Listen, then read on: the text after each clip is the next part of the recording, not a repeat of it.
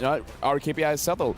And they're picking up the Minotaur, so again, the time in the goal lane for TLPH, higher in the goal lane for Falcon.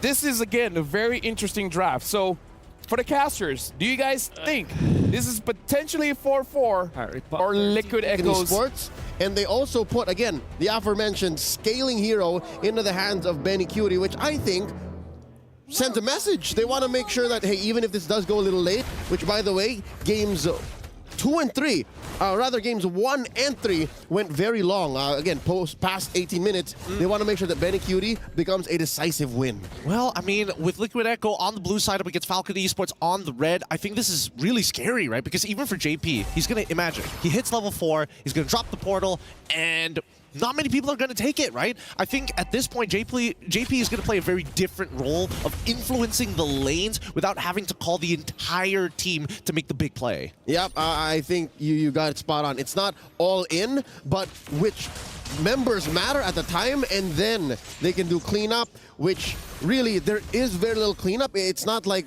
they're playing an assassin meta. This is a meta, this is a lineup that could have happened like 6 months ago. Yeah, no, absolutely. And I think that Liquid Echo, one of the few interactions that could actually be very beneficial, let FALCON Esports make that play, right?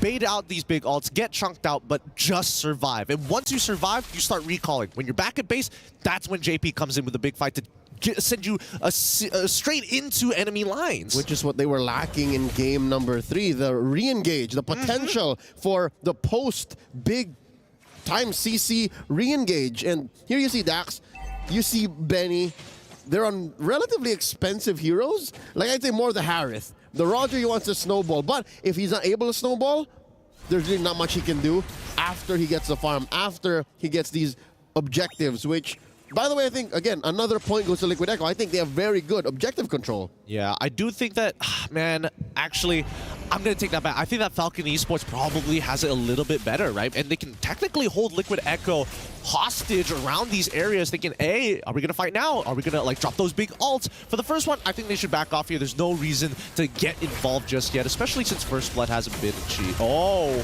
here we go. The CC, Kaltizi, gets his heavy spin and retribution on point. A freeze by PX7. Kid X in trouble, looking for the burst. JP coming in, the shortcut, who's coming through everybody. But too quickly, FALCON Esports has dispersed. Luckily, Benny Cutie can just re-exit. Nicely done. Honestly, nicely done from both sides, right? I was really worried that Kid X might end up dying there, and I think that would have been a good gold surge for Liquid Echo. But for the most part, in that trade, Liquid Echo come up on top when it comes down to resources, battle spells as well. Majority of them are still up, and at the end of the day, they still got the turtle. That's right. It's clean as compared to, you know, some of their engages in even game 1 and 3, right? Some of them came expensive. Here, they're playing as clean as possible. Yeah, I don't think we're getting the Echo Express this time round, you know? The Liquid Express is going to have to take a step back. There's a lot of things that need to go right for them if they want to initiate cleanly. Yep, the Liquid Stampede only really happens when it's a clear path. You can't go through speed bumps. There can't be no distractions. So they have to set up a solid early to mid so that eventually Benny Cutie becomes that decisive force in the late game. Well, speaking of decisive forces, PX7 has been playing a really strong game, right? Let's not forget that naturally, as he scales up later and later and later, the more magic damage that he actually builds up really works well with him, right? Because the CC will be extended even longer per stat. So I think that FALCON Esports, they have a decent later stage of the game, but it really comes down to how many people can they catch in the giant fly swatting composition during the team fight. Yeah, which they have 3 of. Again, you mentioned PX7, that's one. Another would be Royal Milk, who seems to be a I'm offended specialist. So very fits. He's very PC. Yeah, he fits in 2024 on the internet. And then you have Kid X, right? Who we now know is amazing on the Tigreal, but he also now has a little bit of re-engage with the Minotaur, the Minoan Fury, and the Motivation Roar. So how about round 2 here in the Turtle? First objective was scored by Liquid Echo. Let's see if FALCON Esports now, with all of their ults online, if they can try and score this one. It's not going to be as easy, right?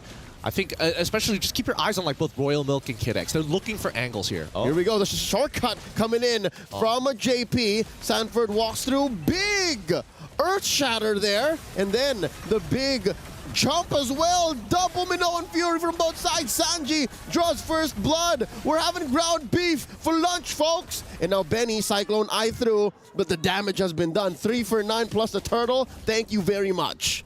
What? Let's look at the replay one more time. How did this go so badly for them, right? A majority of the members got absolutely blasted by JP's giant stun because they all corralled around him and weren't able to burst him down in time. And not to mention that even for PX7, he was completely out of that fight, but got some relevant CC, and they still lost. I think that they needed to initiate just a wee bit earlier, specifically Kid X. I think that Royal Milk could have taken his time a little bit more, especially since the battle spells weren't up in time. I think that Falcon Esports really need to, if they are going to play this war of attrition, start considering the bigger factors like battle spells and, most importantly, alt timings. Yeah, I would assume there was a little anime moment between Sanji and Kid X where, okay, I see you ramp up with the Minoan Fury the first wave, and then Sanji just, in the nanosecond after, I also do it, which I think turned the tide of that fight. If there was no response from Sanji, if there was no Minoan Fury after the Minoan Fury, that would have been a Falcon Esports fight, definitely. Absolutely, and that's something that they need to really consider, right? Have that foresight. This is, okay, you made the first mistake, that's totally fine. 3 kills go over to Liquid Echo. It's not the end of the world. And I think most importantly, we have to look at Benny. He's already like gone with a quick lane swap down to the bottom side of the map just to make sure that Kid X and even Royal Milk can get involved for the upcoming turtle happening in 22 seconds. All this while, Liquid Echo asserting dominance in mid. Falcon Esports reciprocating as well, hunkering down with 3. And now the river flows. Faster rotations coming in, and who's going to ride the wave? Sanford and Kid X. Oh yeah, they're all going to try to get this last turtle here. Solid setup though in the top lane. Liquid Echo just got a passive push. Do they really want to do this? I feel like not yet. I feel like Dax is already... Oh, too late. The fight has started. Here we go. I'm offended by Royal Milk displacing them all. Dax in trouble. Sanji gets the kill. Pushing back Royal Milk, Kid X, and PX7. And that's all she wrote. Falcon Esports dispersed. You get nothing, good sir. Oh, Wait. JP, not going to spot Benny. Not this time. Okay, not this time. He doesn't cancel it out. At least there's still some hope here. Rather interesting decision coming in from Falcon Esports, right? Like, they know for a fact. They're risking it for the biscuit, thinking that it might be a 4v4 and Benny QT ain't going to be there. But they didn't lane swap. They didn't see any rotation. They had no information. This was just pure game sense, hoping and praying that it's going to be enough. And now, because of that, Carl is significantly ahead of the curve in terms of EXP, and Dax is falling further and further behind. He's stuck on a win talker right now. That's why Falcon Esports had all the onus in the world to be the aggressive team. Oh, Sanji, anime-like reflexes, dodging that freeze, keeping himself alive, still denying Falcon Esports anything on the map.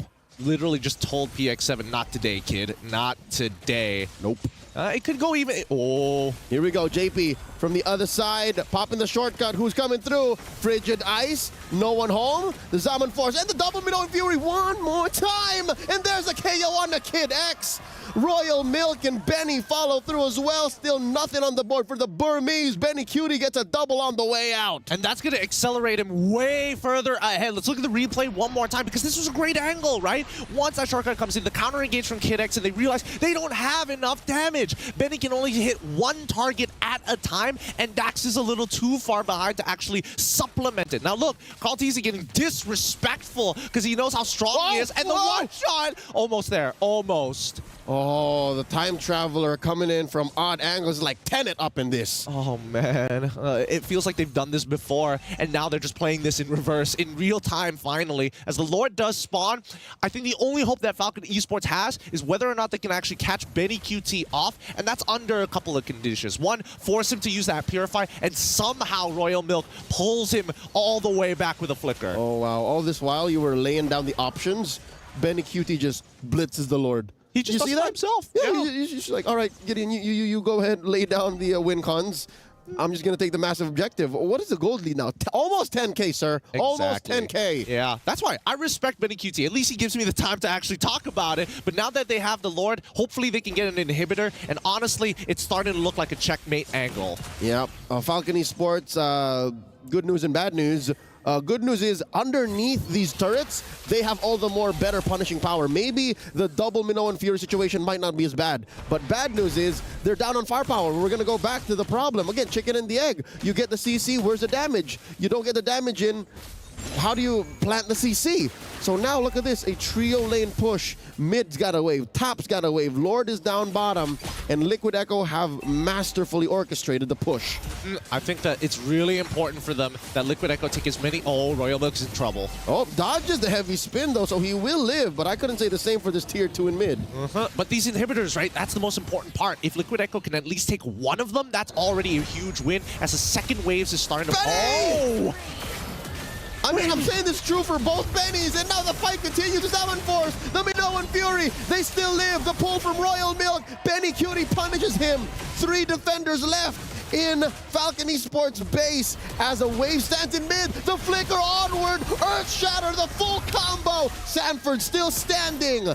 Still no one falls. Liquid Echo inside FALCON Esports' base. They need a wave somewhere if they want to end the game, but Death Timers, Benny's going to be back in time, and same goes for Royal Milk. FALCON Esports has another opportunity to fight back, but it's looking extremely grim. Here we go, the shortcut coming in. Kid X might get bursted down. Benny Cutie gets the kill served up to him. He says, thanks, 40, thanks. And now the base up next. Carl Teasy plants the heavy spin. The base is going to fall. So will the Burmese. FALCON Esports takes the bow.